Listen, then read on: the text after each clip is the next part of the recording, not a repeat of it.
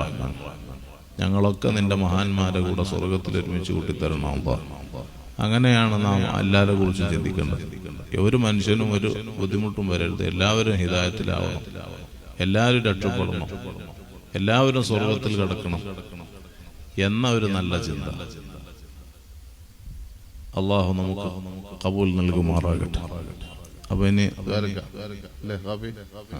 ഹജ്ജിന് പോകാൻ വേണ്ടി ഒരുങ്ങിയ ഒരുപാട് ആളുകളുണ്ട്. സഖാഫി ഒരുപാട് ആളുകൾ ഹജ്ജ് ഉംറ സിയാറത്ത് ലക്ഷ്യമാക്കി. ഇപ്പോൾ ഇനിയിപ്പോൾ എല്ലാവരും അങ്ങനെയാണ്. ഇപ്പോൾ സ്റ്റോപ്പ് ചെയ്ത് ഉംറ സംഘത്തിനുള്ള ഇനി ഹജ്ജ് കഴിഞ്ഞിട്ട് അതിനുള്ള അനുമതി കിട്ടുള്ളൂ.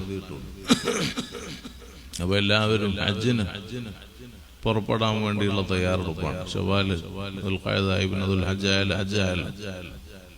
അപ്പോൾ ഒരുപാട് ആളുകൾ ഹജ്ജ് ഉംറ സിയാറത്ത് ഉദ്ദേശിച്ചവരുണ്ട് ഈ വർഷം. പടച്ച റബ്ബേ, ഞങ്ങൾക്കെല്ലാം ധാരാളം പ്രാവശ്യം മഖ്ബൂലും മബ്റൂറുമായ, അതിനുദ്ദേശിച്ചവർക്കെല്ലാം മഖ്ബൂലും മബ്റൂറുമായ ഹജ്ജ് ഉംറ സിയാറത്ത് നിർവഹിച്ച ആഫിയത്തോടെ റാഹത്തിൽ ഉദ്ദിഷ്ട സ്ഥലങ്ങളിലേക്ക് മടങ്ങി വരാൻ നീ തൗഫീഖ് നൽകണം അല്ലാഹ്.